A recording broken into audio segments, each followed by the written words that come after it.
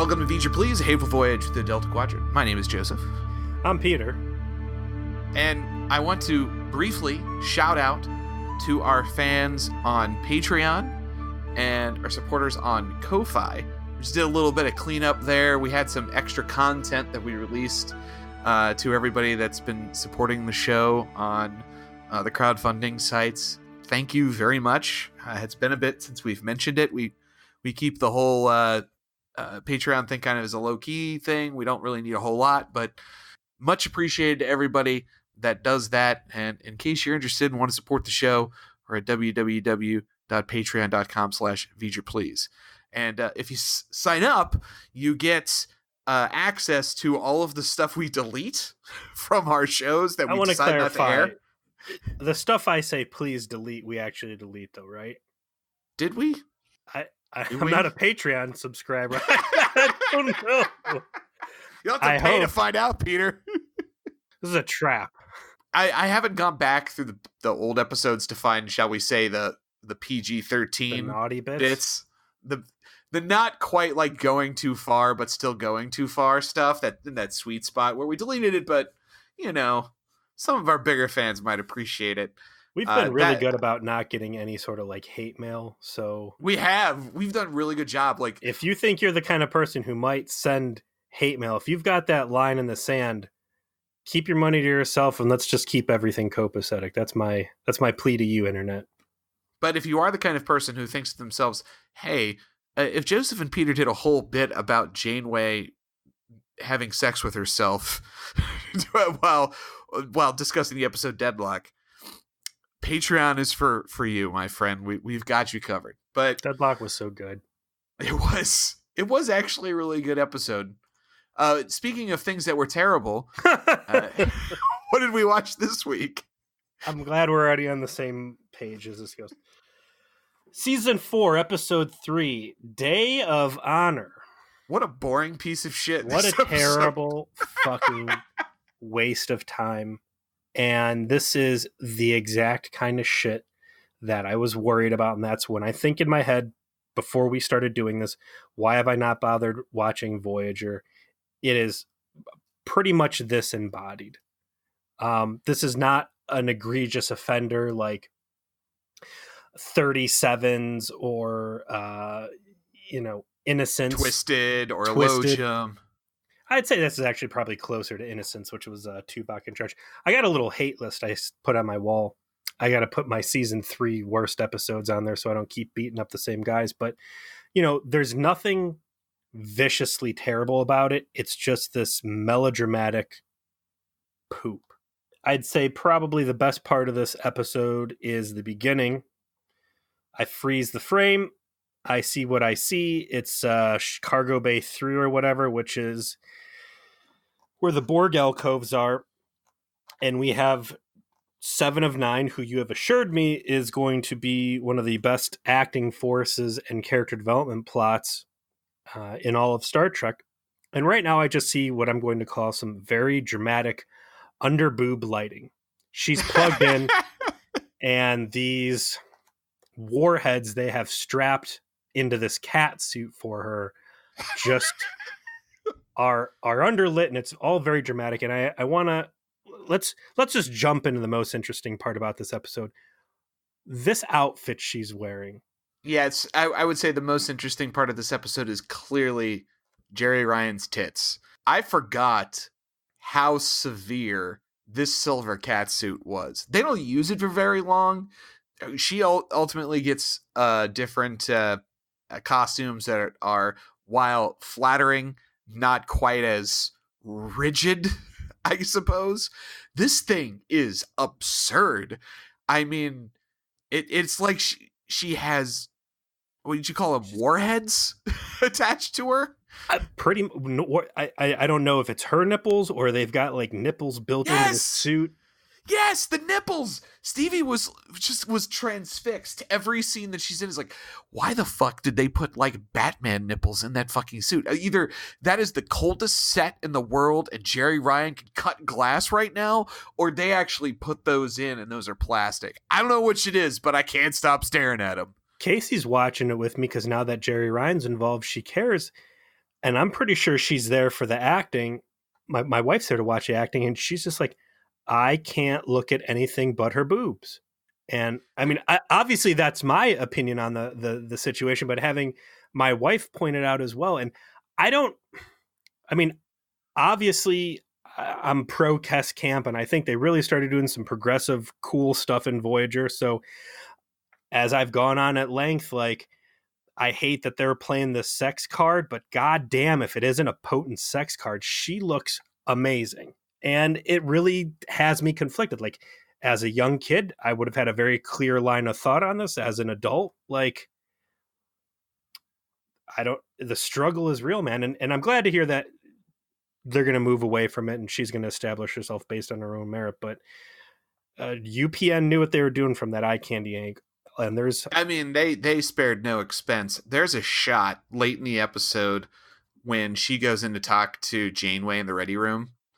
When they shoot it wide, usually a lot of these scenes in the ready room, the shot real close, right?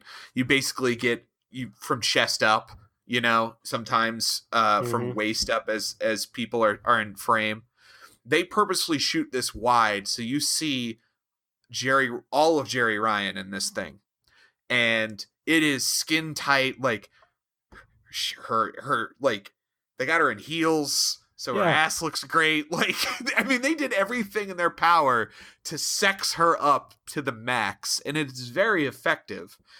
And it goes back, like you just referenced, to our conversations of that was exactly what they intended to do. And if you look at the two big reasons. If you look at the notes from the prior episodes, apparently the studio was really pissed that they had her in the Borg outfit for the first 2 episodes, and that this episode being the 3rd of the season was the first time it was like all silver catsuit time. Yeah. And they just did everything they could. And like you said, at the time, it's clear what I remember what I thought of this. Obviously, I was very interested. And now looking at and looking at it now, I'm just struck dumb at how gratuitous it is, blatant, and how distracting it is, and blatant it is, and what a disservice it is. Because it might as well be a fucking cartoon character, though. That's how out of place this feels. It may as well be like Steamboat Willie or, fucking Popeye standing there talking to Janeway, because that's how jarring her image is in what has been a very neutral environment, I guess I call it. And looking at her suit, too, like, there's a lot of stuff in Memory Alpha about how bad the Borg suit hurt to wear, but looking at this thing, like, yeah, she's like strapped it in a way that could not have been comfortable. Yeah, I mean, that looks like some back problems in that, but we should probably talk about the actual episode here. So she's, I don't know, showing off in cargo bay. Chakotay rolls in. It's like, hey, you wanted to talk to me. Strong power play on her end, making the XO come and see her. Very alpha. Props to Seven on that. And she's like, yeah, I'm bored. I'm having a hard time with this being by myself thing, and I'd like to have a job around the ship. So I'm thinking maybe you make me an engineer. And Chakotay is like, yeah, let me see what I can do. We see very little, like, Chakotay. It's a little odd considering the last couple episodes, he was such a major factor in all of the Borg decision-making stuff, and he was really anti-Borg Alliance. And they don't really carry any of that over into this episode of, like, any hesitance on his part of, like, having this Borg be part of the crew and be involved with ship operations. He essentially ends up having to force it on B'Elanna to say, I don't care that you don't like it. She's gonna be an engineer. Go fuck yourself. Let's talk about that for a second. Does there become an animosity between him and Seven? Because ultimately, he was the captain and she was the voice of the Borg. And he jettisoned her whole fucking crew. He tried to kill her. Like, yes. I think this would be, and not that I would expect it out of the show that swept his dirty terrorist origins under the fucking rug to the degree that they have, to whitewash his past and only focus on his Starfleet and not his, days flying around in his space Camaro. causing problems in the briar patch. But this would have been the great time for him to be like, hey, sorry I tried to kill you, and her being like, yeah, fuck you. I won't spoil for you what happens, but you're going to hate it. There, I did it. Ultimately, we cut back down to B'Elanna. We get actually some Ensign Vorik action. I guess he's out of the penalty box for all of his sexual harassment and attempted rape. And he's right back up in her shit too. Like, there was no mending the bridge between these two, like, shown on screen. He's just right back into there to pissing her off and challenging her. And B'Elanna's having a little conversation with Tom about some kind of ritual that she was supposed to take part in. And she's having a bad day. Her shower broke. Her alarm didn't go off. Everything is going wrong at work. And she doesn't feel like doing Day of Honor Klingon stuff. She's stuck working with the guy who tried to rape her. I know, right? Real bummer. It's funny, too, that they got Vorik in this. And that Chakotay's so small of a force. And you don't even get to see the Doctor once this whole episode. Yeah, absolutely no Bobby Picardo. Ultimately, Chakotay comes down and says, hey, good news. The Borg might still be a traitor, wants to come work next to the giant explosive device that's also our propulsion technology. And she's like, but that seems like that would be a bad idea because she's a Borg. And last time she worked on anything, she tried to, betray us to the Borg. And I don't want her here. And Chakotay's like, tough shit. Whatever. We need a plot for this episode. So this is the Saved by the Bell kind of problem we're putting you in. New kid at school. Is he going to get along? Stay in and might. AC Slater of 9. I did want to fall back to her. Wait, hold on. Can we follow through on the thought of if this were Saved by the Bell, which members of the main crew are what characters? I think that's worthy of exploration. Because Harry's going to be Screech. Damn it! Paris is Zach. Yes. Principal Belding is the Doctor, in my opinion, because he's kind of it's not Janeway because Belding is too much of a goof. Okay, which of the Voyager cast is going to go on to star in Showgirls? 7 of 9? No, because she's AC Slater. Okay, that's true. Who looks like they're most likely to go on a coked out binge? Oh, hey, Jennifer Lean. Hey! All right, anyway. Moving on. I think we've mined that one.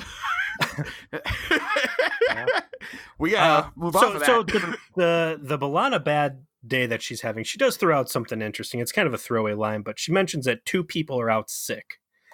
Do sick days exist in the Federation? I mean, you've got this magic space medicine available to you. Yeah, that was weird. Like, wouldn't you just go to sick bay and then you would get injected by magic space juice and go back to work? I mean, worst case scenario, the Doctor just kills you and reanimates you, right? I can only assume in my mind that when they say sick, it's just like mental health days. Like, the Federation antidepressants aren't really getting a good hold, and the terrible depression and terror of your plight are sinking in, and you just need a day to kind of take it easy, maybe go to the Palaxian pleasure. Lieutenant Smith tried to hang himself. He's going to have a mental health day today.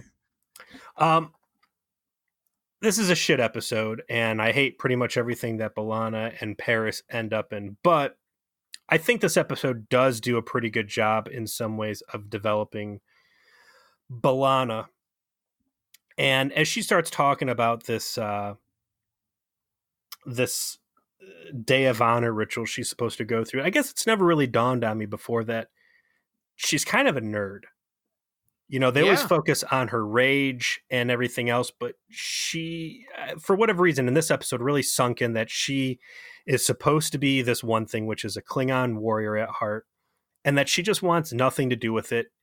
She feels at home around warp cores and advanced artificial intelligences, apparently. And that's her thing. She's a kind of geeky, shy science girl who just has this genetic disposition towards flipping tables. And I don't know why, but I really appreciated the depth of what that presented. And it's something we never really saw in Star Trek before, so I think it was a good moment to realize it. But I mean, the most effective violence I think that B'Elanna offers is like breaking Harry Kim's nose in the pilot, and then eventually throwing Joe Carey, mm-hmm. and throwing a cup at Chakotay's feet, his ankle. Yes, that's a wicked ankle assault. But this episode also paints her as a terrible hypocrite, starting with her refusal to kind of have anything to do with this Borg technology marriage. Like, she is supposed to come from this real scrappy background of you use whatever you can get your hands on, and the Maquis had limited resources, and you got to do what it takes. And now she's got the chance to explore transwarp technology, and she has this conservative, risk-averse streak that I don't think we've ever had a hint of before. But that's what she's got both hands on this episode, and it seems very anti-B'Elanna. I know that the hesitance has to come to create plot tension, but every other time B'Elanna has had contact with advanced technology that could get them home, she has been like super all in, going all the way back to their encounter with the Skeevians in season 1, and blatant her mutiny. Her engaging in a conspiracy with Seska and Tuvok to commit mutiny to get them home. Like, the fact that this Borg lady is on the ship and is like, hey, I'm just going to open up a quick, time space butthole for us to just, scoot on through and go home. Like, the fact that she isn't like 150% in on that, aside from her personal loathing of 7 of 9 as a reason why, is a little weak. And I do want to like some of the backstory they've built in with her being a sort of Klingon nerd and not really into Klingon culture, and being at war with wanting to kind of like it. Like, she wants to go to synagogue, but she doesn't necessarily want to deal with everything that means, and that's neat. But unfortunately, to get there, we have to slog through yet another round of the least passionate, least chemistry romance ever seen on television, and that's her and Tom. And whatever they had going on in some of the smaller scenes earlier, and their interactions in Blood Fever, which I thought was really well done, everything since then's been so bad. So bad. The episode with the sad sacks invading, it was bad. And this is just worse. It's like, I get nothing from them that suggests they're like meant to be, or in love, or into each other in any real way. I just don't. And because you're taking an inch of what they're showing you on screen, and they just recycle that same inch over and over and over again. They're not giving you any new ground to cover. Before we get too deep into that terrible romance, I want to jump back to Seska. Okay. Because when B'Elanna's arguing with Chakotay about, like, no, she's not coming on here, and Chakotay's like, no, she just wants to help and this and that. And B'Elanna hits him with this line that, I never thought you to be naive, Chakotay. And it's like, were you not there for basics 1 and 2 when Seska just totally played the fuck out of Chakotay and got everybody stranded on the fucking surface of dinosaur volcano planet? My lovely wife mentioned that exact thing while we're watching it. Her exact response to that was, I'm pretty sure you were there for Seska, B'Elanna. Like, he is super duper naive with anything having to do with women. Yeah. He got suckered into being part of a Borg collective. Cult. After having Borg sex that everyone else got to experience too, probably. Yeah. I also want to say one other thing about B'Elanna. We had Matt DeChico on the trauma support group throw up a Cracked article sucking Roxanne Dawson's dick about what a great actress she is. And in it points out, and I'd never noticed this before, her prosthetics, the Klingon ridge on her forehead, the eyebrows are like painted on. Her eyebrows do not move, and all of the physical acting she does is without the use of those eyebrows. And once that has been pointed out to me, I cannot look away from it. And it's magic to me that she moves her face the way that she does without eyebrows moving. And I don't know how she does it. It's amazing. Yeah, all the kudos in the world. We obviously noticed the same thing and started really looking for it. And you can tell where it's painted on, where it would have to be because of how much makeup she's wearing. It's like, oh, of course those have to be fake, right? Like they're on top of her ridges, like those are clearly not real. But she does such a good job of being expressive with her face, can't tell. And we've praised Roxanne Dawson's acting ability, I think, at length in the past. She's always like pushed into having to do like the most extreme shit. Yeah. And have all these huge emotional swings. And she very often is able to sell it probably better than anyone else could have. And it makes me appreciate more just the effort she has to go through in every scene she's in to express a character's emotions that already has extremely strong emotional swings to begin with. Like it's challenge upon challenge.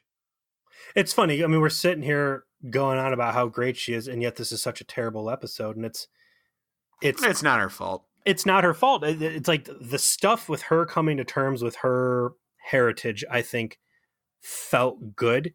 The stuff with Tom was all garbage, and it's not that she's bad, and it's not that Robert Duncan McNeil is bad, and it's not that Paris isn't interesting and B'Elanna's not interesting. It's just, it's a dud concept, man. And it's like you said, we've seen them together in the past. It's worked really well. And for whatever reason, these guys cannot staple it together for shit in this episode. And I don't think it's their fault. I think it's just crappy scripting. The angle for the two of them should not have been that B'Elanna's closed off and Tom wants to get to know her and he's kind of like a fucking horn dog or whatever, and a rogue and he's grown or something like that. They're both outsiders. They're both like, Tom is a former convict, B'Elanna is a former terrorist, and their bonding should have been in that they both come from the outside. They both have questionable experiences with their parents. Having them bond immediately over those experiences and grow in a relationship out of those shared experiences would have been so much more powerful and interesting than, oh, you have to let me in instead of building these walls, and kind of this like 90s melodrama shit. Not only 90s melodrama shit, earlier in this season, earlier in last season. You can only ring a bell so many times. And I feel like every other episode, they're getting stranded in space or on Hoth or some other goofy jail scenario where they're together and, oh, you put up these walls, you won't let me in. Okay, one and done. I don't need to keep hearing it. You don't need to keep. I understand that as a series, you're not aware of your previous episodes, but let's not just regurgitate the same thing over and over again. Ultimately, Chakotay tells B'Elanna, tough shit. You're going to have 7 and 9 down here. Fucking deal with it. And she gives him the old yes, sir. And we cut up to the bridge. So the main thrust of the plot in this episode has to do with a new alien race that we're introduced to that I like to call the Boneheads, because they have a very pronounced skeletal structure on their face. It's some great makeup. It's some uncommonly good makeup. And Stevie pointed out, and I believe is correct, I think they might have been CG the first time we saw them because of the way the mouth moved. It was very unnatural looking. I chalked that up to their language being so drastic that the universal translator was like trying to lip sync them, and I thought that was really cool. And I was sad when we got to see them in person that lip sync issue was not still there. Maybe it was just like a timing issue with the lip syncing on the green screen or something, but it looked unnatural. But when we actually get to see them on screen with our heroes, the makeup they put these guys in, it's like the opposite of the bullshit they pulled earlier on in the series. Like they put max effort in. Yeah. So these guys look like Squidward from SpongeBob. They're the same color, bluish green, with this big, I don't know, kind of pterodactyl bone coming off of the back of their head. And then their face is gross. Their face looks like, you ever see like, I don't know if they're frogs or toads or what, but like the tadpoles live in the mom's back, and then one day they all just shoot out and leave this like tryptophobia, holy, nasty crevice flesh behind. That's like their face. So they're ugly as hell. They're like these gross bird people, bulb heads, and yeah, it's some pretty extreme makeup. I don't remember what their name is, but they got a pretty strong sob story that they used to be proud and advanced, and the Borg fucked their shit up, and now they are in a desperate bad place. And hey, Federation, would you please help us out? It was like, for a brief moment, Battlestar Galactica met Voyager. Like the backstory of the idea that these guys got decimated by the Borg, and they're like the desperate survivors of their race that have become these, hobo scavengers, is really cool. And them running into the technologically advanced and, resource plentiful, Federation starship is an interesting idea. Like, that core is interesting. It is unfortunate that we spend the least amount of time in the episode exploring it. We get introduced to these guys. We get the sense that they're just kind of skeevy now because of all the bullshit they've had to deal with. And they kind of act like jerks later and eventually go away. You know where these guys belong would have been somewhere in season 3 as a They precursor to Ahead There Be Dragons. Yes, the Borg are going to be a part of this TV show. The Borg have ruined us. You're going into terrible dangers. Let me tell you all the stuff we complained about in Scorpion 1 about the lack of commitment by the writer's room to make the Borg happen. So, like, how convenient that now that they've been through the worst of Borg space and been, through Scorpion 1 and Scorpion 2, now we're going to be getting all this world building and, the ravages of the Delta Quadrant. If only they had known that you should have lived on the other side of Borg space, and you would have been perfectly fine and completely exempt. But they play the card of, hey, you got to help us. And I thought there's some pretty cool expressions on people's face around the bridge, because again, this is the Federation's worst fear, is one day the Borg are going to roll through town. They're going to bring the Federation down, and they're going to scatter Starfleet to the four winds. And maybe there'll be a little flotilla of capable ships, Thomas or William Riker with his crazy beard, and right. The console's blown up from whatever next gen episode that was, Worf's Day, I think. But here we got him now, and everybody looking around the bridge is like, yeah, I feel really bad for these guys. And Janeway's like, all right, we don't have a lot of stuff around here. We don't have any coffee. Sorry. we didn't have we just didn't have it in us to kill that space baby. We had to roll on our back and run away peeing. But we're going to give you what we can, and good luck to you. The other part of the episode has to do with B'Elanna trying to deal with her heritage and not having a good go of it. She has an interesting pep talk scene with Neelix, which conveys Neelix's compassion for everyone on the ship. I'm not quite sure how to take it. Either that, or he really's got this tuned in fetish of being yelled at by Klingons. That's what I put in my notes, is that Neelix is a masochist. Neelix enjoys being abused by the ladies and maybe even the guys. And for all I know, or Joe, that in the Tuvok Strangle Simulator, Neelix might have known about it. Neelix might have snuck onto the holodeck and replaced his own hollow self so he could get throttled by Daddy. You don't know. And everything that I'm seeing in the scene here of him being like, hey, why don't you just yell at me and you can strangle me and hit me and spit in my mouth and put cigarettes out on my eyes, and it'll just be between us. Call me a little bitch. just slap me and call me a little whore. You can ask, it'll be fine. Who peed on my couch? I know this doesn't wash out. This stains for good. And then just spank me as many times as you want, because I've been a naughty little kitty. Kes left behind these skin-tight outfits and these boots. I could wear them. I could be your naughty little kitty. Before... I'm sorry, what? I just got this vision of him. In Polana's quarters, like chained up, little collar on, like meow. Just when you thought the meow. Just when you thought the Never-Ending Journey dragon picture was going to be the worst thing you saw Neelix in this week, here this comes. My wife has been paying attention to our conversation. Please don't draw any pictures. This is, yeah. You should draw Peter a picture of exactly what we just described. I will not be the first. I will not be the first one to post it in the group, I'm sure. I hope nobody does. Before she even has this conversation with Neelix, though, she has her confrontation scene with 7 and 9 down in engineering, and this is where we're going to get hit with big hypocritical moment number 2 for B'Elanna, which is where she kind of crawls up her ass because there's this conversation with these war-ravaged Borg victims and woe is them, and B'Elanna rolls over and she's like, how does this make you feel?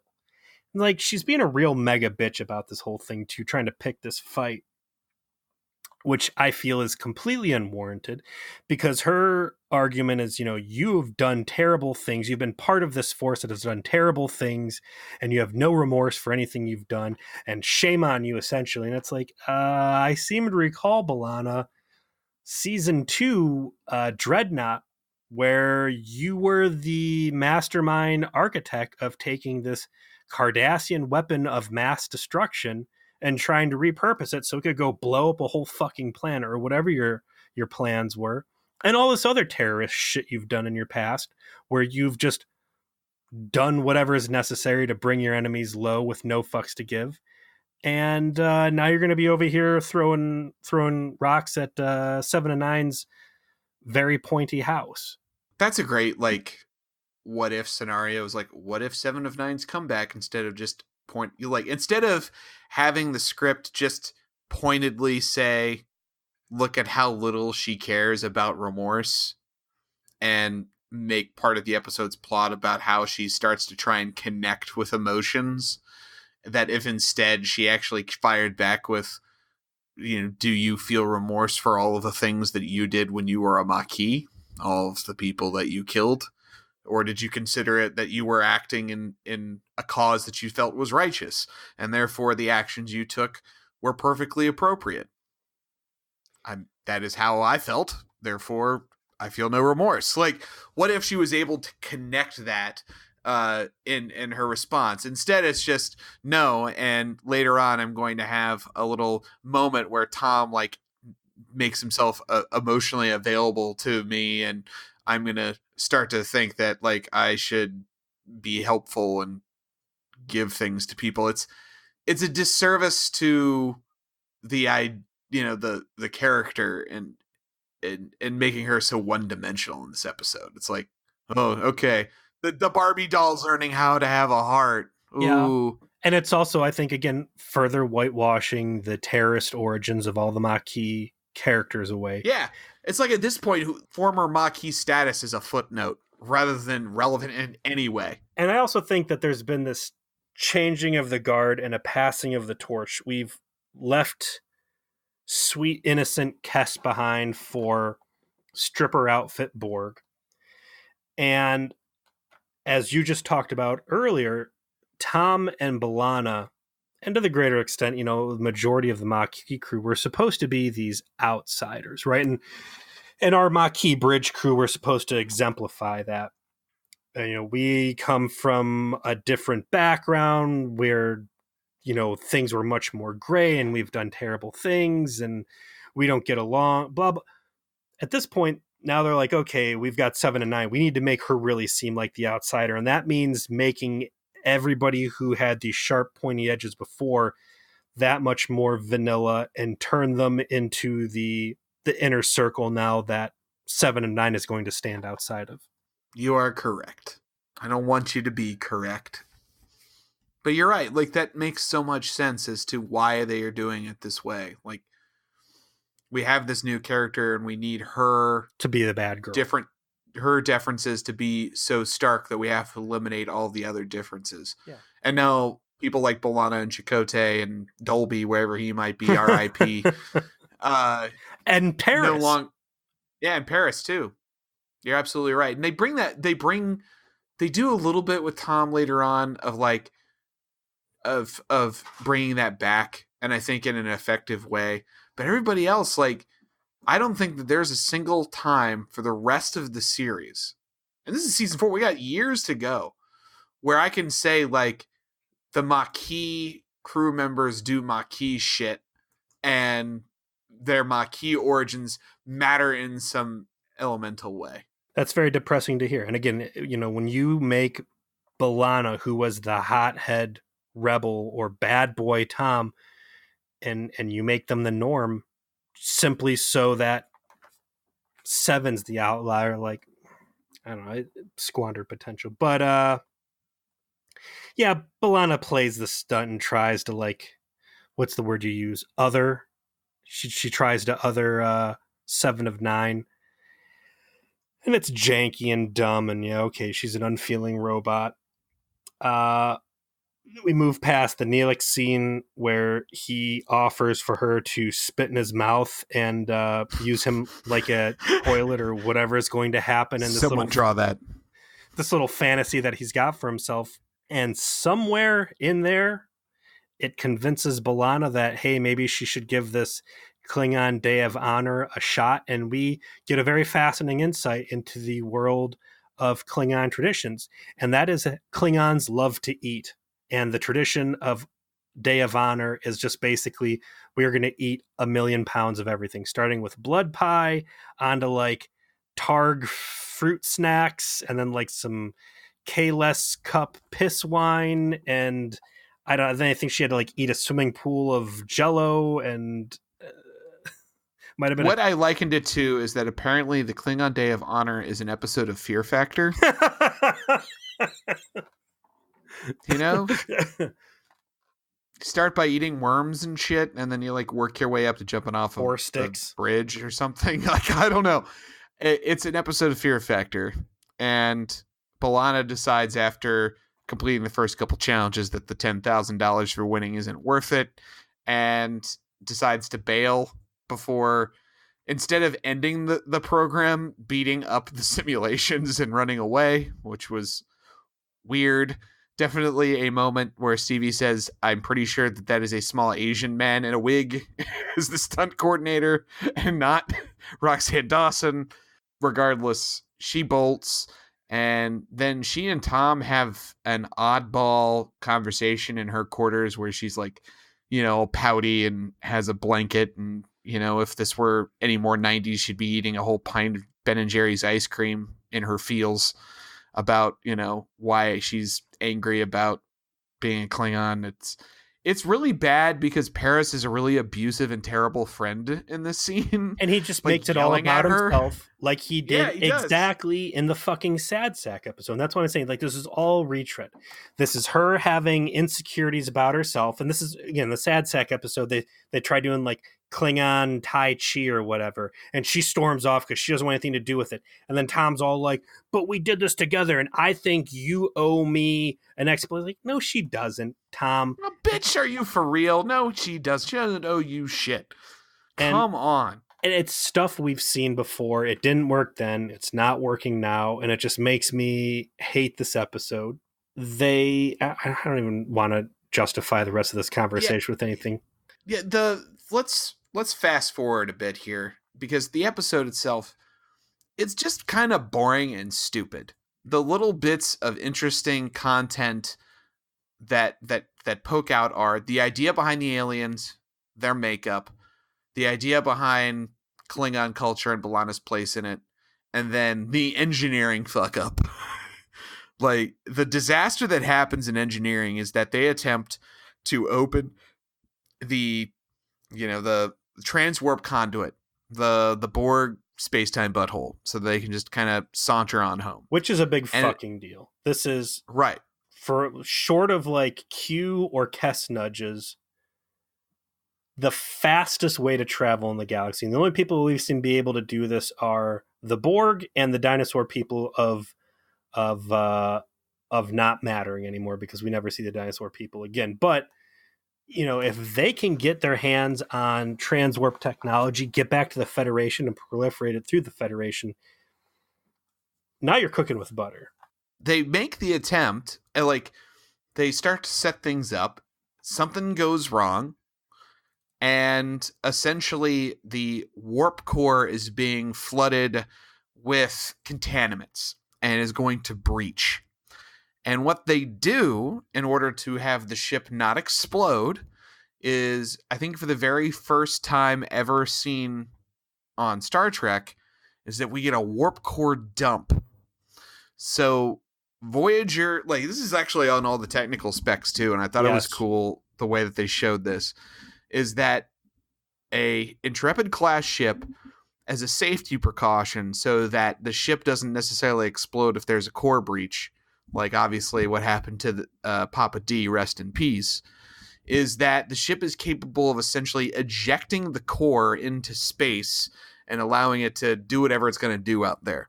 If it's going to breach, then it breaches, and the ship is actually still intact, albeit without a warp core, and therefore has very limited power, but intact.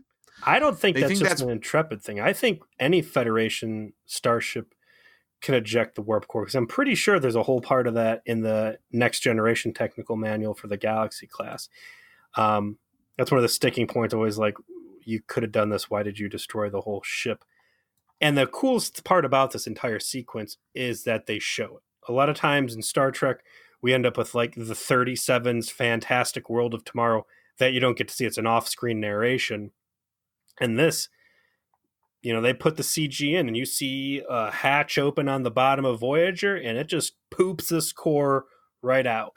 Did they actually even have a shot of them going back into engineering, and it's not there? How cool was that? Like, yeah, I was like, that's very weird. Like, that's, oh boy, you really did fuck up today. Like, where's the engine core? Oh no. And they talk about how, like, well, now we don't have main power. We don't have warp drive, obviously, and all our shit's all seized up from the fact you basically had to eject our power source. So we've got to go get this fucking thing. We've got to go out in a shuttle, right? We got to go tow it back. One scene we skipped that does become important is as the Big Bird people are being taken off the ship, given their beggar scraps. The main character, who is really our only visual of this entire species, he's on his way to the transporter room, and Tom's walking with Seven, and for whatever reason he's like, who is this? What is this thing? What species is that? And Tuvok's like, oh, it's a human that used to be a Borg. And then he's like, the Borg took everything from me. I'm gonna kill her and beat my family's location out of her. Like, why would he care at all about 7 and 9? It's not like she's walking around in her crazy thing. She's got some shit on her eye and like some super tight clothes. Yeah, it's like, why the fuck would this guy be like immediately care like what that human who looks slightly different? Who is this supernaturally beautiful supermodel that is on this ship of okay-looking people? One of these things is not like the other. Tell me about this. I'm getting a Why is that woman wearing a clingy silver outfit that makes her tits look amazing? What and is the rest she... of you are in these dumpy black jumpsuits. What is this creature that is doing strange things to my loins with her aura? Tell me more about her. I'm strangely attracted to this one. That was stupid. I thought that the bridge there was going to be like, on the bridge, she was like, oh yeah, these guys sucked. We really bent them over the table, and they were an easy speed bump for the collective. And be like, why is she talking like that? Oh, tell me she's not a fucking Borg. No, instead he's got this real hokey passerby in the hallway and flip out moment. Yeah, that could have been a real moment where if they're going to like talk about her lack of empathy, that she could have had some encounter with him that her lack of empathy got her into some shit with him. And then later on, like, hit her doing them a solid as attempting to make amends. You know, like she was they could have connected this in a much better way than they did. She was on the bridge too with Janeway when this guy laid his sympathy speech out there. I was really like, as I expecting her to saying, yeah, these guys suck. They deserve what they got. And you should not give them any resources because they are unfit and they suck. And that to really reinforce that she still has this alien mindset and that she needed to have this personal growth point. So I was very confused that they didn't play up her antagonist angle. And I think that would have been a good way for B'Elanna to kind of dogpile her. Maybe an earlier revision of the script actually had that. And that's why B'Elanna was such a bitch to her. But whatever, it's weak, it's dumb. They dump the core, they're stuck. Now, picture this: you're Voyager, you're Janeway, right? Your ship is completely fucked, and your gasoline, your engine, is blown out of the road like 3 exits back. How do you address this? Because if you say I send out one fucking rinky-dink shuttle, one death cart, and think that that's going to cut it, I send out shuttlecraft for the stupidest reasons and blow them up by the droves, yet to get my fucking warp core back, I can't afford more than one shuttle. And of all the shuttles, it is the shuttlecraft Cochrane, which has a pretty fucking bad track record of disasters on its hands already. Cochrane, of course, being from Transwarp. This Russia. one went warp 10 apparently. So this is shuttlecraft number 13. The fact that it took, like, it was the third priority. Okay, let's fix this. Oh yeah, we got to get the warp core. Tom, why don't you just go out there and just go grab it real quick?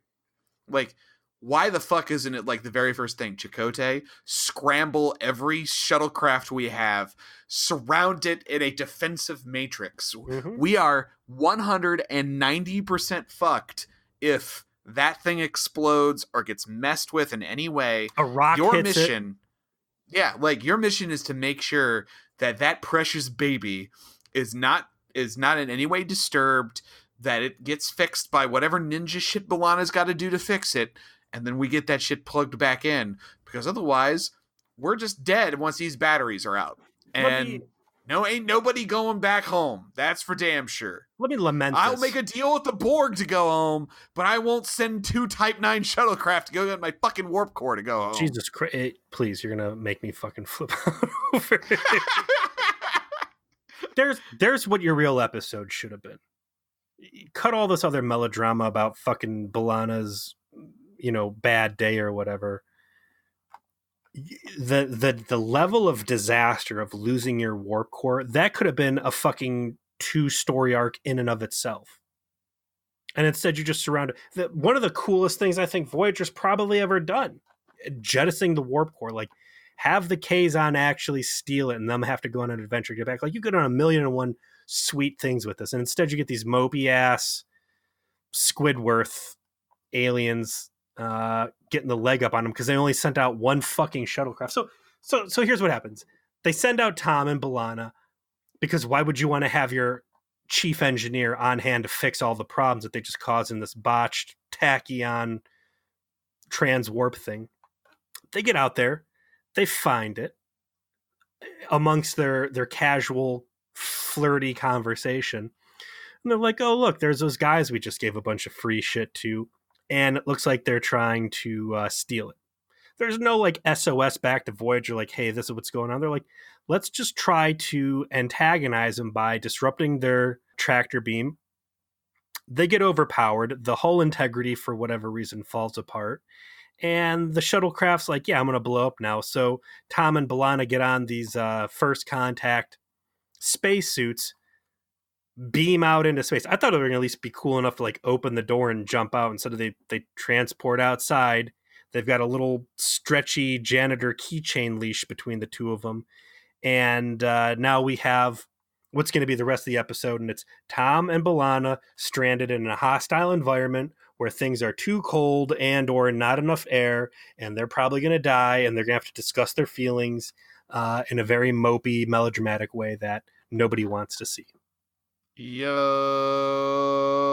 They literally did it in the Sad Sack episode where they were slowly freezing to death on Hoth planet. boring. It's this time now in spacesuits.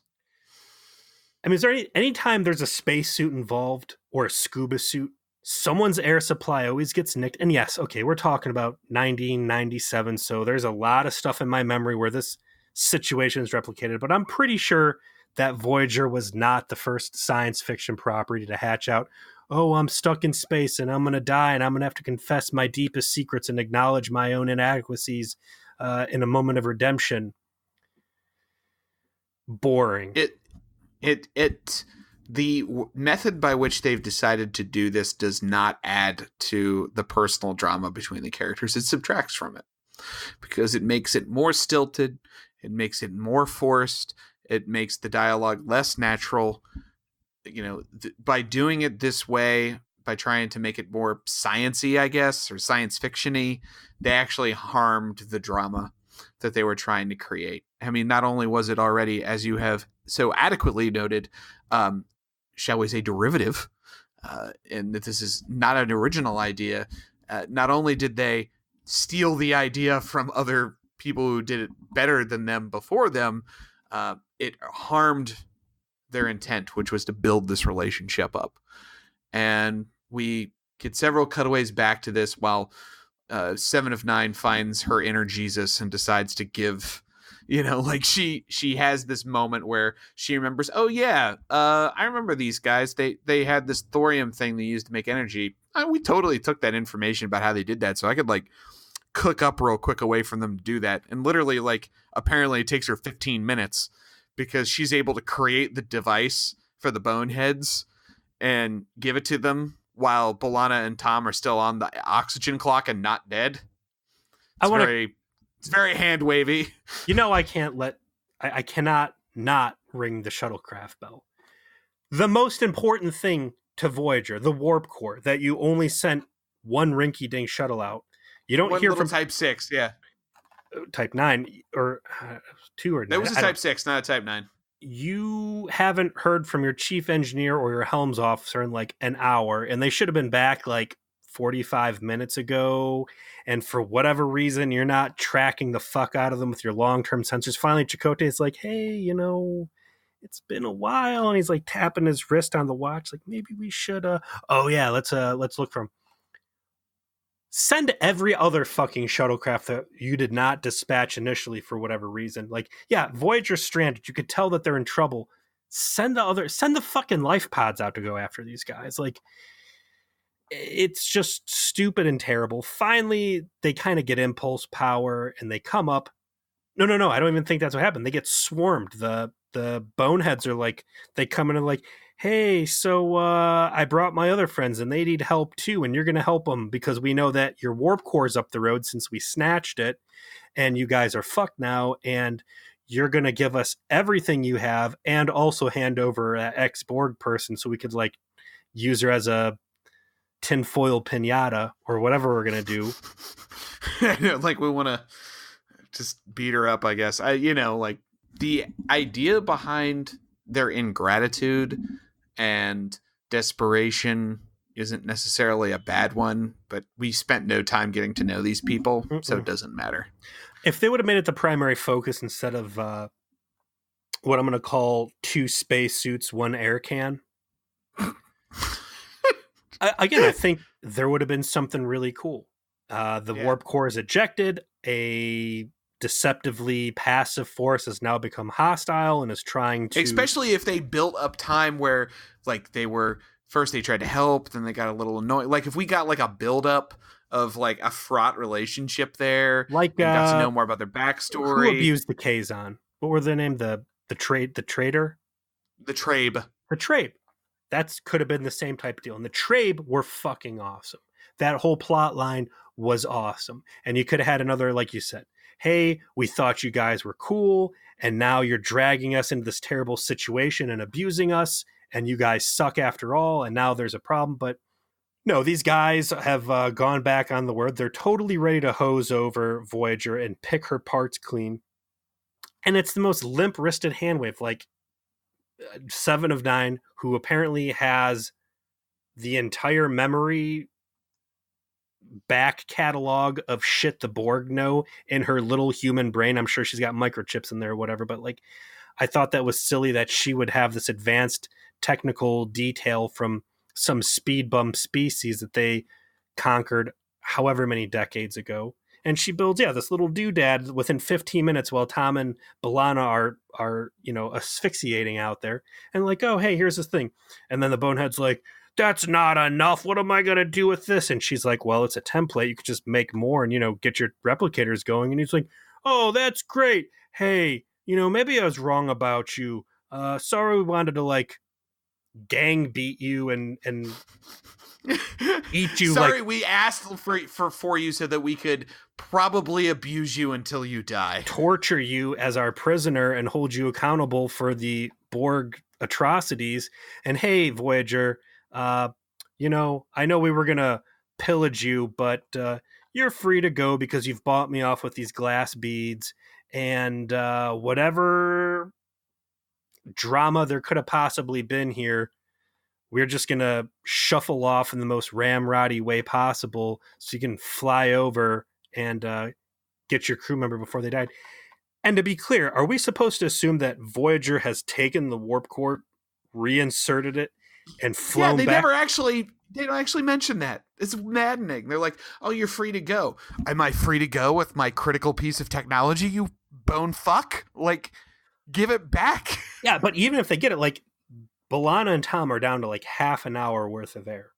I don't even know if I could change the batteries in my remote control in half an hour, let alone reinsert a warp core, recalibrate it, and fly back to wherever the fuck my stranded crew members were.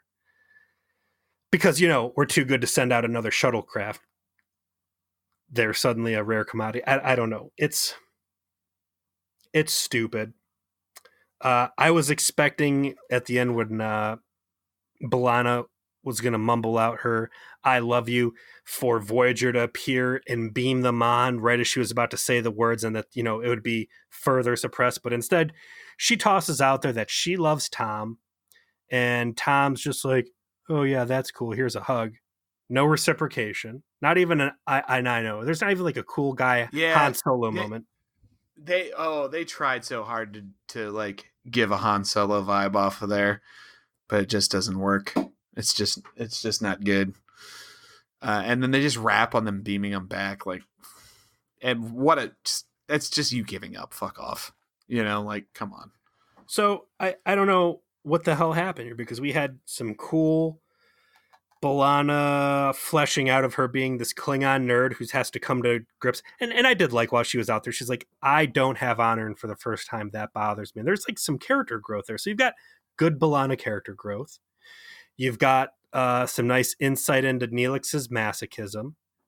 You've got 7 of 9 in this impossible show-off costume. You've got a fucking warp core ejection. You've got some cool looking aliens. We've got a warp core hostage situation. And even with all this stuff that kind of sounds great on paper, it's just this boring ass, disappointing, melodramatic shit 90s episode. It is. I mean, you said it all perfectly. There are pieces here that should have made this episode interesting, and none of it's used correctly, and instead it's a boring, turgid mess that is laughable in some ways and disappointing in others. And ultimately, all I can think of is, did they actually put plastic nipples on Jeri Ryan's costume, or is she just frigid right now? I don't know, man. That costume has to have... I don't want to keep... It's ribbed. It's like... it's so... There's got to be some pretty heavy like prosthetics. That can't just be her under spandex. There's got to be some heavy shaping. Oh yeah, there's definitely some boning in there. Like, I'm not doubting the power of Jeri Ryan's personal assets, but come on, that's some enhancement. That's some technological know-how right there. You can see the boning like in the suit too. That's all courtesy of the doctor, man. Remember, he's the one who built her out. That's his Frankenstein's bride. even the fact it's boring, again, we go back to like how I think this episode specifically has started to recategorize what Chakotay, B'Elanna, and Tom are for the sake of giving those traits to Seven of Nine as the outsider. It's a bad combo, man. I don't really have anything else I want to say about this episode. I think this is easily the worst episode of season 4 for me, and well, we've only just begun, so you don't have too much to compare it to. Even go back into season 3, man. This was just a waste of time episode. And that's the big offender in my book. What are we watching next week? We're going to move into season 4, episode 4, Nemesis. I see a dude in a green what is supposed to be a camo t-shirt with a very clearly Earth-type assault rifle and Chakotay. Commander Chakotay's shuttle is hit. Oh, also, I'll point out, we did get a shuttlecraft explosion, so it's been a while since we've scratched a shuttlecraft, and it is the Cochrane. So RIP, that's the first stab that they got at erasing Threshold. But Commander Chakotay's shuttle is hit by enemy crossfire and crashes on a planet in the midst of war. Is this the episode where the local aliens are afraid of dying facing the sky? What a strange detail for you to remember. I've seen a few Voyager episodes here and there, but it always, like, the aliens using like steel belted cables to like keep dying people from rolling over so they could face the Earth, because they believe that when you die, your spirit comes out of your face, and if it doesn't go into the planet, it'll be lost in space forever. It's a pretty scary concept. I think that's why it stuck with me. I remember very little about this episode, so I actually don't remember if that's the case. Well, it looks like a crappy episode. We just got through with a crappy episode, and my concerns, I think, are starting to come true that we are in the boring part of Voyager. There are some questionable episodes here at the beginning of season 4. I assure you that this season also has possibly the very best episodes of Voyager, but I'm looking at the list of like where we are now through 4-8, which is one I know is good, and it's none of these look like they're going to be great. So well, hopefully they're terrible. We've got a rough month ahead of us, my friend, of Voyager experiences. We will get to good stuff. I promise you. The Year of Hell is in this season, and that is some good shit. But yeah, we've got some Day of Honors ahead of us. All right, man. Let's wrap this bad boy up. Thanks again to everybody for watching. Thanks to everyone for listening to Voyager Please, a Hateful Voyage to the Delta Quadrant. You can always email us at VoyagerPlease@gmail.com. You can follow us on Twitter at VoyagerPlease. You can subscribe to us on iTunes. You can listen to us on Spotify. You can listen to us on Google Play. We're even on YouTube if you like to consume your content that way. Voyager Please in any of those platforms will find us. And as well, we have our Voyager Please Trauma Support Group on Facebook. If you'd like to join, all you have to do is ask. We'd love to have you and join in the discussions and memes about the show that gets shared. It's a good time. And until then, see you around.